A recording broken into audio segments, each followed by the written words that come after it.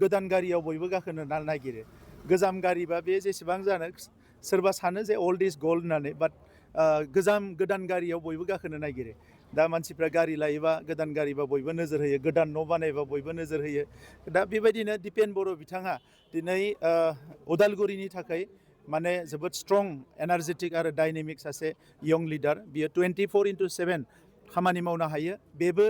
दिल्ली दिसपुर जेरावबो जगाजग खालामनो हायो आरो बेहा सिमां दङ जेब्ला मानसिया बैसो जायो अब्ला सिमाङा लासै लासैनो जोबलाङो दा नंखायनो जानो हागौ बिथांमोना दोङोमोन सिमां आगोलाव लासै लासैनो सिमांफ्रा जोबलांगोन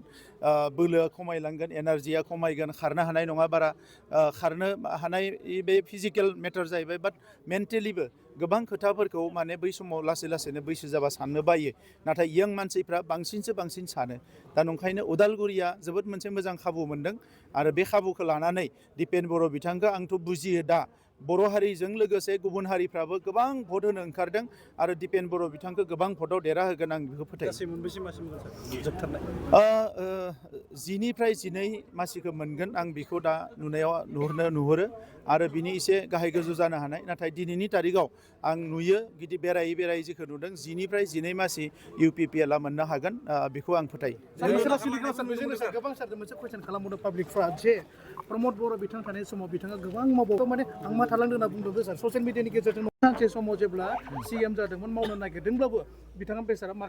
गुबुनजों गाबथे जादों होनना बुंदों थिग बेबायदिनो एलायन्स थानाय समाव एलायन्सआ गाबथेदों होनना बुंदों सार नंगौ नामा सार बे खोथाया डाइरेक्टलि गाबथेयाखैब्लाबो बेवहाय माखासे सर्टेज दङ पावारनि माखासे लिमिटेसन दङ दा बेफोरखौ जोङो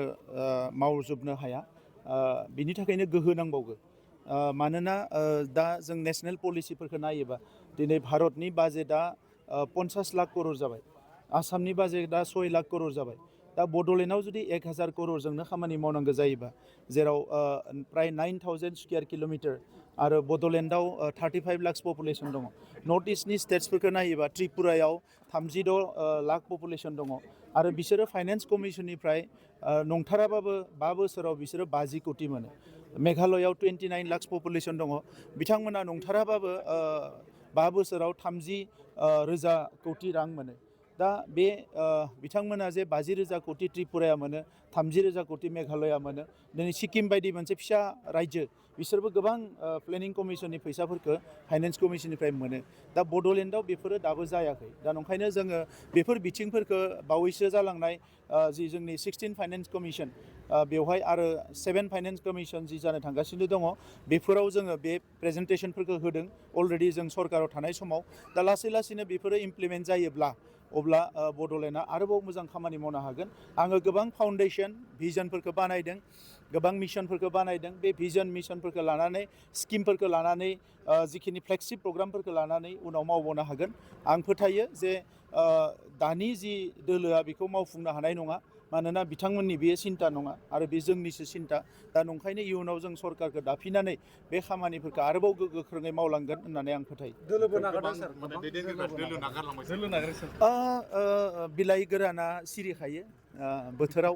आरो बिलाइ गोदान हमो दा दोलो नागारदों दोलोआव हाबदों बे थांलाय फैलाया जाखायो दा बियो मानसिनि मेलेमा मालाबाबो फिक्स नङा जेखौ नों गुफुर होननानै सानदों सोरबा गोसोम सानदों जेखौ नों गोसोम सानदों सोरबा गुफुर सानदों दा मानसिफ्रा थाइसे जायगायावनो थाबाय थानानै मोजां मोना दा नंखायनो गिदिंबाय थायो ना नांखायाबो बांद्राय बजासो जागोन नोंथांनो जुदि जानोबो हायै नोंथाङा जेबो खालामनो हायै फाफ्लियाव बानबाय थायोबा नोंथाङा फाफ्लिया सागोन दा नंखायनो एसे फाफ्लिखौबो गुरै खालामनांगौ मानोना नोङो गोदान बिलाइफोरखौथ' नुयोबा बिराद मोजां सोमखोर गोदान बिबार बारोबा गोसोआबो रंजायो ओंखायनो गोदान गोजामा जायो बिदि होननानै आं बिथांमोनखौ मालाबाबो डिसरेगेट खालामा आं बिथांमोनखौ रेसपेक्ट खालामो जेरावनो था मोजाङै था अबंलावरिया मोजाङै लाखिथों बिथांमोननि जिउ संसारा मोजाङै सोलिथों नाथाय पार्टिया बेजों जेबो लस जाया सोरबा थांनायाव पार्टिया खहा जाया BPF निफ्राय जोंनियाव माखासे मानसि फैदोंमोन बै समाव BPF जेबो खहा जायाखै जोंहाबो जेबो लाब जायाखै दिनै जोंनिफ्राय माखासे मानसि थांगोन BPF आव बेवहाय BPF आ बेसां लाब जागोन आं मिथिया खिन्थु जोंहा जेबो खहा जायाखै सार लास्टिं खालामनायजों लोगोसे दिनै गोबां दिनै सार नोंथांनि जिखिनि अन्थाइ खाबाय गायसननाय अन्थाइ खाबाय गायसननायखौ दिनै BPF दोलोआ बुंदों दि बिथांनि समाव जि गायसननाय बे नंखाय गायसननाय होननानै गोदान खाबाय गायसननायखौ जों नुनो मोनदों बेखौ मा बुंगोन सार इरेसपेक्ट बुंगोन ना मा बुंगोन सार बेनि बेलायाव बेबायदि ओरैनो जानो नाङामोन मानोना जोंबोथ' बिथांमोननिखौ जेबो सिफायाखै जोङो प्रटेक्टसो खालामदों जेरावनो जि थाया मानो दा बे हिसाबै